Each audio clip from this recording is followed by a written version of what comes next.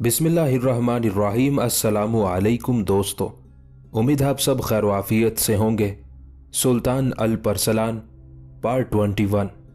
सूरज बंद गलियों की सी तारीकी और अंधेरों के भंवर को दावत देता गरूब होने के लिए झुकता जा रहा था। ऐसे में बारबक और रोजबा दोनों अपने रेवड़ को लेकर अपने बाड़े में दाखिल हुए। रेवड़ को उन्होंने बाड़े में बंद कर दिया। फिर दोनों बहन भाई तेज तेज कदम उठाते अपने घर में दाखिल हुए। उस वक्त उनका बाप अली जाक और माँ अनाबेल दोनों दीवान खाने में बैठे हुए थे। बारबक और रोजबा दोनों जब दीवान खाने के दरवाजे के करीब आए तब अली जाक ने उन दोनों को आवाज देकर अंदर बुलाया। उस पुकार पर दोनों बहन भाई दीवान खाने में दाखिल हुए। फिर बड़े प्यार से रोजबा को अली जाक ने अपने करीब बैठने को कहा। इस पर रोजबा आगे बढ़ी, अपने बाप के पहलू में जा बैठी। फिर अली जाक ने एक बड़ी सी चरमी थैली रोजबा की गोद में रखते हुए कहना शुरू किया, देख मेरी बेटी, मेरी बच्ची, ये तेरे लिए अमीर ज़िदाक बिन तुगराई ने भिजवाए हैं। ज़िदाक बिन तुगराई का नाम सुनते ही रोजबा पुराने वक्तों के किस्सों में नए दिनों की बशारत जैसी शादमान, कदीम कहानियों और दास्तानों में छुपे उजले ख्वाबों जैसी खुशकुन और हिकायतों और रिवायतों से लबरेज पुरानी कथाओं में झरनों की तरह बहती आरजुओं की मानिद खुशगवार होकर रह गई थी। वो मुंह से कुछ ना बोली। जल्दी जल्दी उस चरमी थैली का मुंह जब उसने खोला तो उसने देखा चमड़े की उस थैली के अंदर उसके लिए काफी ज्यादा और बड़े कीमती जेवरात थे। रोजबा थोड़ी देर तक उन सारे जेवरात को थैली से निकालकर उलट पलट कर देखती रही और खुश होती रही। इसी दौरान अली जाक ने अपने लिबास के अंदर से तह किया हुआ एक कागज निकाला और वो भी उसने रोजबा की तरफ बढ़ा दिया। मेरी बेटी, बच्ची, ये अमीर ज़िदाक की तरफ से तुम्हारे नाम खत है। मैं और तुम्हारी माँ अनाबेल ने इसे अभी तक पढ़ा नहीं है। ये तुम्हारी अमानत है, तुम खुद इसे पढ़ो। अली जाक की उस गुफ्तगू से रोजबा चौंक सी पड़ी थी। उसका दिल तेजी से धड़कने लगा था। वो सोचने लगी थी कि न जाने उसके नाम अमीर ज़िदाक बिन तुगराई ने क्या लिखा हो। लरजते कांपते हाथों से उसने खत लिया। फिर उसे खोलकर वो पढ़ने लगी। खत पढ़ते पढ़ते रोजबा के चेहरे पर सुबह की नशीली बादे सहर, माजी के हसीन अयाम जैसी कैफियत छा गई थी। सारा खत पढ़ने के बाद वो थोड़ी देर मुस्कुराती रही। फिर खत अपने बाप अली जाक की तरफ बढ़ाते हुए वो कहने लगी, ऐ मेरे बाप, इस खत को आप, मेरी माँ और मेरा भाई भी पढ़े। इसमें अमीर ज़िदाक ने मेरा और आप लोगों का हाल पूछा है। इसमें कोई ऐसी बात नहीं जो सिर्फ मेरे लिए मखसूस हो। अली जाक ने वो खत ले लिया। अनाबेल और बारबक भी उठकर वहां उसके करीब होकर बैठ गए और तीनों खत पढ़ने लगे थे। जब वो खत पढ़ चुके, रोजबा ने अपने बाप अली जाक की तरफ देखते हुए पूछा, ऐ मेरे बाप, ये जेवरात और खत अमीर की तरफ से कौन लेकर आया है? जवाब में अली जाक थोड़ी देर तक मुस्कुराते हुए रोजबा की तरफ देखता रहा।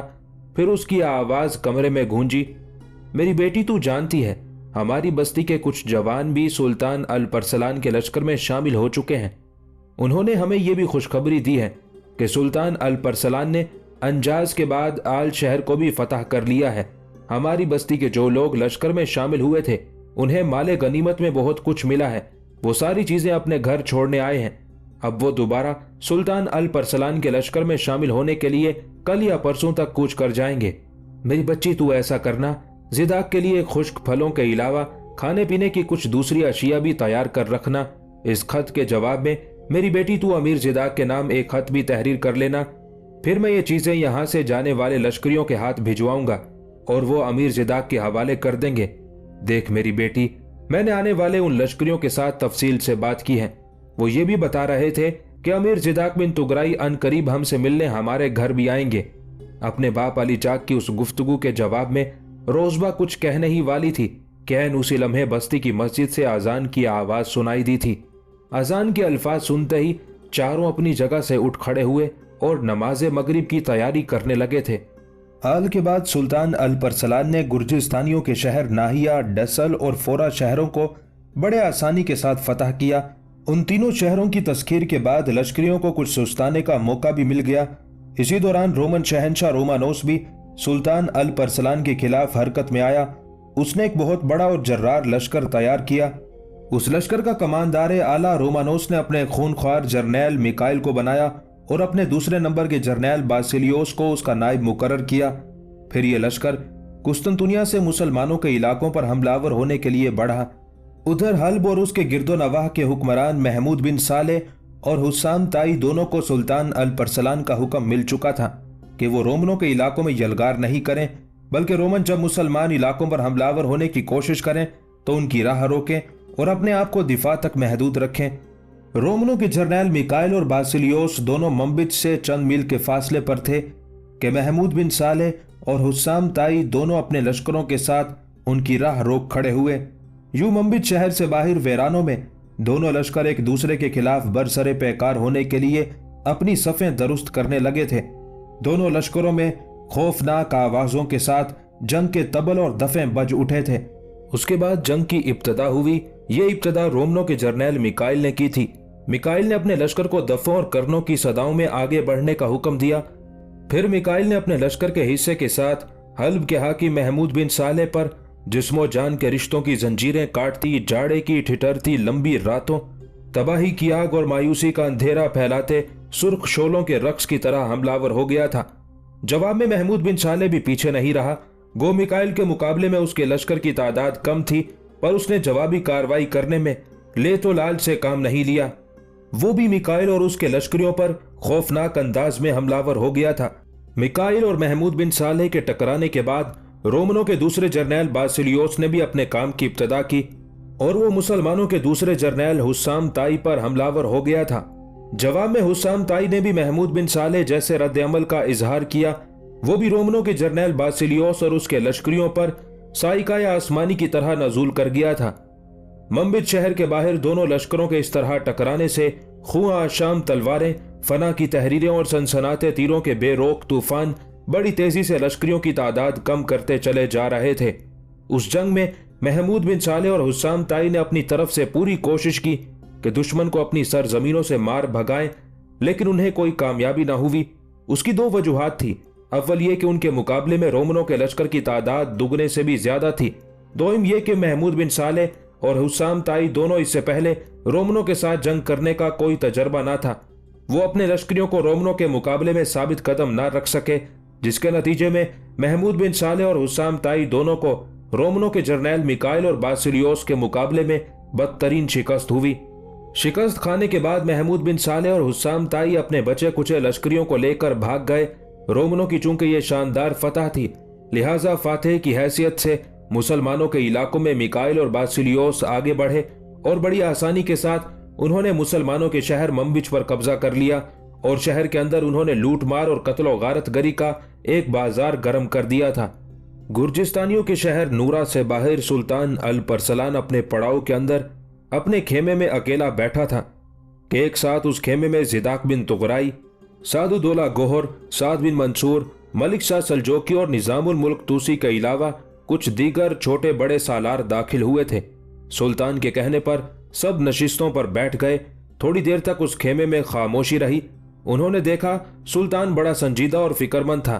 फिर सुल्तान ने अपने साथियों को मुखातिब करके कहना शुरू किया, मेरे अजीजों, जब तक रोमनों पर हम कोई कारगर जरब नहीं लगाते उस वक्त तक रोमन हमारे इलाकों में तुर्क ताज से बाज नहीं आएंगे। रोमनों को मंबिज शहर से निकालने, उनसे इंतकाम लेने और उन्हें एक दर्स और सबक देने की खातिर मैंने जिदाक बिन तुगराई का इंतखाब किया है। जिदाक बिन तुगराई अपने लश्कर के साथ आज ही मंबिज शहर की तरफ रवाना हो जाएगा। जो जासूस ये खबर लेकर आए थे वो तादाद में 3 थे। उनमें से 2 को मैंने मंबिज शहर की तरफ वापस रवाना किया है। मैंने उन्हें हुक्म दिया है कि वो महमूद बिन साले और हुस्साम ताई को जाकर ये पैगाम दे कि उनकी मदद के लिए जिदाक बिन तुगराई रवाना हो चुका है और वो फौरन जिदाक बिन तुगराई की खिदमत में हाजिर होकर रोमनों के साथ जंग का लाहे अमल तय करें। क्या इस सिलसिले में तुम में से किसी को कोई एतराज है? सुल्तान अल परसलान के उस सवाल के जवाब में जब किसी ने भी कोई एतराज न किया तो सुल्तान अल परसलान ने इस बार बराह रास्त जिदाक बिन तुगराई को मुखातिब करते हुए कहना शुरू किया, जिदाक मेरे अजीज, मैंने हमेशा तुम्हारी कारगुजारी पर फख्र किया है और आइंदा भी मुझे तुम्हारी जात पर फख्र रहेगा। मेरे अजीज, तुम भी जानते हो, मैं भी इससे बाखबर हूं और मेरे दूसरे सालार और कमानदार भी जानते हैं कि मायूसी के अंधेरों में तुम अल परसलान के लिए दिफा का आखिरी बंद हो। मेरे बेटे, आने वाले जासूसों ने जो मुझे खबरें दी हैं वो बड़ी हौसला शिकन है। उनका कहना था कि मिकाइल और बासिलियोस के हाथों महमूद बिन साले और हुस्साम ताई को बदतरीन शिकस्त हुई है। अगर रोमनों की राह ना रोकी गई तो वो मंबिज शहर से निकलकर हमारे दूसरे शहरों का रुख करेंगे और फिर एक के बाद दूसरे शहर के अंदर तबाही और बर्बादी का खेल खेलते जाएंगे।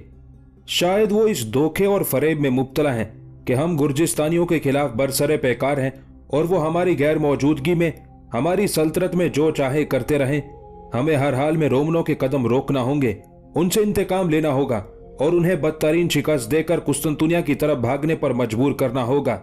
सुल्तान अल परसलान जब तक बोलता रहा, ज़िदाक बिन तुगराई बड़े गौर से उसकी तरफ देखता रहा। जब सुल्तान खामोश हुआ तब ज़िदाक बिन तुगराई बोल पड़ा, सुल्तान मोहतरम, बकरी का एहतजाज भेड़िए की खूह नहीं बदल सकता।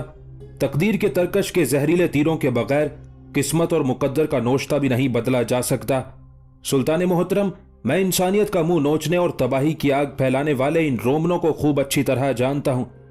जब तक इनकी कमर पर नाकाबिले बर्दाश्त जरब ना लगाई गई, उस वक्त तक ये हमारे इलाकों में घुसकर तबाही फैलाने से बाज नहीं रहेंगे। सुल्तान मोहतरम, मैं आपको यकीन दिलाता हूं कि अपने लश्कर के साथ मैं इस मिकाइल और बासिलियोस पर वक्त की आंधियों के गुबार, बेचैन शरारों के खरूश की तरह हमलावर होऊंगा। इनके गिरेबान को चाक करूंगा, इन्हें लोहे की लगामें चढ़ाऊंगा और कज़ा बनकर मसाफे जिंदगी में इनके लिए फनाह की तहरीरें रकम करता चला जाऊंगा। सुल्तान मोहतरम, इस मिकाइल और बासिलियोस ने जो हमारे शहर मंबिज में घुसकर तबाही और बर्बादी का खेल खेला है, तो मुझे उम्मीद है कि मैं मिकाइल और बासिलियोस से इंतकाम लेने में कामयाब रहूंगा और अनकरीब आप मेरे हवाले से इंशाअल्लाह मंबिज शहर की तरफ से कोई अच्छी और खुशकुन खबर सुनेंगे। ज़िदाक बिन तुगराई का जवाब सुनकर सुल्तान अल परसलान खुश हो गया था। फिर उसने दोबारा ज़िदाक बिन तुगराई को मुखातिब किया, तुगराई के बेटे, जैसा कि मैं पहले बता चुका हूं कि मंबिज शहर की तरफ से 3 मुखबिर आए थे। 2 को मैंने वापस भेज दिया है ताकि वो महमूद साले और हुसाम ताई को जाकर आगाह करें कि उनकी मदद के लिए ज़िदाक बिन तुगराई आ रहा है। लिहाजा फौरन वो ज़िदाक बिन तुगराई से राब्ता कायम करें। तेरे मुखबिर को मैंने यहीं रोक लिया है, वो तुम्हारे लश्कर के साथ रवाना होगा और तुम्हारी रहनुमाई मंबिज शहर तक करता चला जाएगा। उसके बाद सुल्तान अल परसलान ने वो इजलास खत्म कर दिया था। उसी रोज ज़िदाक बिन तुगराई अपने लश्कर के साथ गुर्जिस्तानियों के शहर नूरा से मंबिज शहर से लगभग 20 मील के फासले पर था कि सामने की तरफ से 2 सवार अपने घोड़ों को सर पर दौड़ाते हुए आए थे। उन्हें देखते हुए ज़िदाक बिन तुगराई ने अपने लश्कर को रुक जाने का इशारा दे दिया था। यह इशारा मिलते ही उसका लश्कर अपनी जगह पर रुक गया। इतने में दोनों सवार करीब आए। ज़िदाक बिन तुगराई उन्हें पहचान चुका था। वो सुल्तान अल परसलान के जासूस थे। करीब आकर दोनों सवार अपने घोड़ों से उतरे। फिर उनमें से एक ज़िदाक बिन तुगराई को मुखातिब करके कहने लगा, अमीर ज़िदाक बिन तुगराई, हमने आपकी आमद की इत्तला महमूद बिन साले और हुसाम ताई को कर दी है। वो हमारे पीछे तकरीबन 2 मील के फासले पर आपका इस्तकबाल करने के लिए बड़ी तेजी से इस तरफ बढ़ रहे हैं। ज़िदाक बिन तुगराई उन जासूसों की उस कारगुजारी से बेहद खुश हुआ। फिर उन जासूसों को साथ लेकर एक बार फिर उसने पेशकदमी शुरू कर दी थी। कोई लगभग 1 मील का सफर उसने किया होगा कि एक बार फिर उसने अपने लश्कर को रोक दिया, इसलिए कि सामने की तरफ से महमूद बिन साले और हुसाम ताई अपने लश्कर के साथ आ रहे थे। करीब आकर उन दोनों ने अपने लश्करों को रोक दिया। फिर महमूद बिन साले और हुसाम ताई दोनों आगे बढ़े। दोनों पहले बड़े पुरजोश अंदाज में ज़िदाक बिन तुगराई से बगलगीर हुए, फिर बारी बारी मुसाफा किया। उसके बाद महमूद बिन साले ने ज़िदाक बिन तुगराई को मुखातिब किया, अमीर ज़िदाक बिन तुगराई, आप मुझे और मेरे साथी को शक्लों से नहीं पहचानते, इसलिए कि इससे पहले हमारी आपसे मुलाकात नहीं हुई। मेरा नाम महमूद बिन साले है, मेरा साथी हुस्साम ताई है। हमें अफसोस से कहना पड़ता है कि रोमनों के मुकाबले में हमें शिकस्त का मुंह देखना पड़ा। इसकी 2 वजूहात थी। अव्वल ये कि रोमन तादाद में हमसे कहीं ज्यादा थे। दोम ये कि हम रोमनों के तरीका जंग से वाकिफ और आगाह नहीं थे, इसलिए रोमनों के मुकाबले में हमें बदतरीन शिकस्त का सामना करना पड़ा। अमीर ज़िदाक बिन तुगराई, आपकी जंगजूई, आपकी फतुहात के चर्चे हमने बड़े सुने हैं। आपकी यहाँ आमद हमारे लश्करियों में ही नहीं, यहाँ के लोगों के लिए बड़ी हौसला अफजा है। मुझे उम्मीद है कि आपकी कमानदारी में जंग करते हुए हम न सिर्फ ये कि रोमनों के जर्नैल मिकाइल और बासिलियोस से अपनी गुज़िश्ता शिकस्त का बदला ले सकेंगे, बल्कि आने वाली मुतवक्के जंग में हम उन्हें बदतरीन शिकस्त देंगे और उनका ताक़ुब इस तरह करेंगे जैसे भूखे भेड़िए भेड़ बकरियों का ताक़ुब करते हैं। ज़िदाक बिन तुगराई ने महमूद बिन साले की उस तजवीज़ से इत्तेफाक किया। फिर महमूद बिन साले और हुस्साम ताई भी अपने अपने लश्करों के साथ ज़िदाक बिन तुगराई के लश्कर में शामिल हो गए। उसके बाद यह मुत्तहिदा लश्कर मंबिज शहर की तरफ बढ़ा था। मंबिज शहर से लगभग 10 मील के फासले पर एक बार फिर ज़िदाक बिन तुगराई ने अपने लश्कर को रोक दिया। सामने की तरफ से रोमनों का लश्कर आ रहा था और आते ही उसने जंग के तबल पीटने शुरू कर दिए थे। शायद वो वक्त जाया किए बगैर मुसलमानों से टकराने का आज़म किए हुए थे। उस मौके पर जंग का लाहे अमल तय करने के लिए ज़िदाक बिन तुगराई ने महमूद बिन साले और हुस्साम ताई दोनों को अपने पास बुलाया। जब वो अपने घोड़ों को दौड़ाते हुए ज़िदाक बिन तुगराई के पास आए, तब ज़िदाक बिन तुगराई ने उन्हें मुखातिब करके कहना शुरू किया, मेरे अजीजों, इससे पहले ना तुम्हें ना मुझे तुम्हारे साथ काम करने का कोई मौका मिला है, लिहाजा हम एक दूसरे के तरीका जंग से वाकिफ नहीं है। हमारे सामने जो दुश्मन आया है उसे तुम भी देख चुके हो, मैं भी देख रहा हूं। उसकी तादाद हमसे ज्यादा है, लेकिन मैं तादाद की परवाह नहीं करूंगा। मेरे सामने एक ही मकसद है कि हर सूरत में मैंने दुश्मन के इस लश्कर को मार भगाना है। यहां तक कहने के बाद ज़िदाक बिन तुगराई लम्हा भर के लिए खामोश हुआ, कुछ सोचा, फिर उसने बारी बारी महमूद साले और हुस्साम ताई की तरफ देखते हुए फिर कहना शुरू किया, मेरे अजीजों, जो कुछ मैं कहना चाहता हूं गौर से सुनना। सुनो, आंधियां सिर्फ उन ऐवानों को गिराती हैं जिनकी कोई देखभाल करने वाला नहीं होता। बावले कुत्ते सिर्फ उन मुसाफिरों के खिलाफ मनमानी करते हैं जिसके हाथ में असा ना हो। उकाबों के नशेमन में गिद्ध और करगस उस वक्त घुसते हैं जब उकाबों में सकत ना रहे कि वो दुश्मनों का मुकाबला कर सकें। अकवाम के सर पर मौत उस वक्त खेल जाती है जब वो मुखालिफ तूफानों का रास्ता नहीं रोक सकते, जब वो तबाही के सैलाब के सामने बंद बांधने के काबिल नहीं रहते। मेरे अजीजों, हमारी मंजिल एक है, हमारा मकसद हमारी जिंदगियों से भी अजीम तर है। अगर तुम दोनों मेरे लाहे अमल के मुताबिक काम करो, उसके मुताबिक मेरा साथ दो, तो मैं यकीन दिलाता हूं इन मैदानों में मैं अपने सामने आने वाले दुश्मन की सारी कजी दुरुस्त कर दूंगा। उसकी हालत तुम दोनों के सामने शिकस्ता कवाड़ों, दश्त के खारजारों और जिंदगी के लुटे कारवानों जैसी बनाकर रख दूंगा। ज़िदाक बिन तुगराई की उस गुफ्तगू से महमूद बिन साले और हुस्साम ताई दोनों ही बेहद मुतासिर हुए थे। फिर महमूद बिन साले ने अपनी और हुस्साम ताई की तर्जुमानी करते हुए कहना शुरू किया, अमीर ज़िदाक बिन तुगराई, गो हमने इससे पहले कभी आपके साथ जंग नहीं की, ना ही आपके तरीका जंग से हम वाकिफ हैं, लेकिन मेरे अजीज, हमने आपसे मुतालिक बहुत कुछ सुन रखा है। मैं और हुस्साम ताई दोनों आपको यकीन दिलाते हैं कि दुश्मन से मुकाबला करने के लिए जो रज़्मगाह आप मुंतखब कर रहे हैं, उस रज़्मगाह में मैं और हुस्साम ताई दोनों ही आपको जिंदगी के उफक पर अपनी आखिरी पूंजी, अपनी आखिरी उम्मीद समझकर पूरी तरह आपका साथ देंगे। आपका हुक्म, आपका इशारा हमारे लिए आखिरी होगा और उसी के मुताबिक हम दुश्मन पर जरब लगाएंगे। मैं और हुस्साम ताई दोनों जानते हैं इससे पहले यही दुश्मन हम दोनों को बदतरीन शिकस्त दे चुका है, लिहाजा अब हम दोनों ने यह इरादा किया है कि जंग आपके लाहे अमल के मुताबिक होगी और मुझे उम्मीद है कि आपकी सरबराही में हम दुश्मन को बदतरीन शिकस्त देने में कामयाब हो जाएंगे। महमूद बिन साले की उस गुफ्तगू से ज़िदाक बिन तुगराई बेहद खुश हुआ। थोड़ी देर तक वो उन दोनों की तरफ मुस्कुराते हुए देखता रहा, फिर दोबारा वो बोल पड़ा, मेरे अजीज सुनो, जंग का लाहे अमल कुछ इस तरह होगा कि इस वक्त हमारे पास जो पूरा लश्कर है ये 3 हिस्सों में बटेगा। मेरा लश्कर मेरे साथ, महमूद तुम्हारा लश्कर तुम्हारी कमानदारी में और हुस्साम ताई का लश्कर उसके मातहत रहेगा। मैं अपने लश्कर के साथ दाएं जानिब रहूंगा, महमूद साले तुम दरमियान में, जबकि हुस्साम ताई अपने हिस्से के लश्कर के साथ बाएं जानिब रहेगा। इसी हालत में हम दुश्मन के साथ जंग की इब्तिदा करेंगे। फिर जब जंग की भट्टी पूरी तरह भड़क उठेगी तो मेरी तरफ से तकबीरों की आवाजें बुलंद होना शुरू होंगी, जो तुम दोनों के लिए इस अमर का इशारा होगा कि मैं किसी नए काम की इब्तिदा करने लगा हूं। और ये नया काम कुछ इस तरह होगा कि जिस वक्त तुम दोनों मेरी तरफ से तकबीरों की आवाजें सुनो तो दोनों दाएं बाएं अपने लश्करियों को फैला देना। इस तरह तुम दोनों मिलकर दुश्मन के सामने का सारा हिस्सा संभाल लेना और दुश्मन को अपने साथ जंग में मसरूफ रखना। मैं अपने हिस्से के लश्कर के साथ दुश्मन के बाएं पहलू की तरफ जाऊंगा और उस पर ऐसी जरब लगाऊंगा कि फिर देखना दुश्मन मेरी उस जरब को बर्दाश्त न करते हुए मैदान जंग से भागने पर मजबूर हो जाएगा। मेरे भाइयों, मेरे रफीकों, अगर हम इस तरीका कार को अमली सूरत देने में कामयाब हो गए तो याद रखना, दुश्मन की तादाद की परवाह किए बगैर इन मैदानों में हम उसको बदतरीन शिकस्त देंगे। मेरे अजीजों, तुम जानते हो हमारे शहर मंबिज में दाखिल होने के बाद इन रोमनों ने बदतरीन सलूक का मुजाहिरा किया, लोगों को कत्ल किया, शहर को जी भर के लूटा।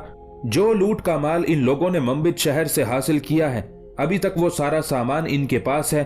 दुश्मन ने अपनी पुश्त पर जो अपना पड़ाव लगाया है, मेरा ख्याल है कि यह सारा सामान उसी पड़ाव में होगा और मैं दुश्मन को इस काबिल ही नहीं छोड़ूंगा कि मंबित शहर से लूटी हुई कोई छोटी शय भी ये लेकर अपने मरकजी शहर कुस्तुनतुनिया की तरफ भाग सकें, बल्कि कुस्तुनतुनिया से खुराक और हथियारों की सूरत में जो कुछ ये लेकर आए हैं उन सब चीजों को भी इन रोमनों को हमारे हवाले करने के बाद यहां से भागना पड़ेगा। जो कुछ मैं कहना चाहता था कह चुका। अब तुम लोग अपने अपने लश्कर की सफें दुरुस्त करना शुरू करो, साथ ही अपने अपने लश्कर में जंग के तबल और दफे भी बजवा दो।